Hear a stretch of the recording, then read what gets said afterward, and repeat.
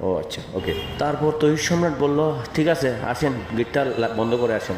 তারপর খোকন রেজা গেটটা বন্ধ করে আস্তে আস্তে হাঁটতে হাঁটতে ভিতরে এসে দাঁড়ালেন।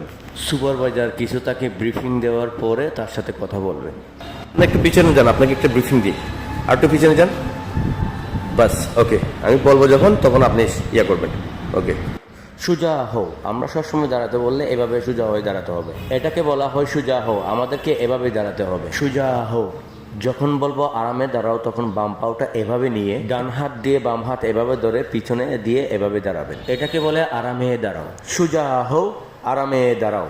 আবার সুজা হও, আরামে দাঁড়াও। সুজা হও, আরামে দাঁড়াও। এভাবে আপনাকে দাঁড়াতে হবে। দেখি আপনি দেখেন তো, সুজা হও, আরামে দাঁড়াও। সুজা হও, আরামে দাঁড়াও। সুজা হও, আরামে দাঁড়াও। Left right, left right, left right. যখন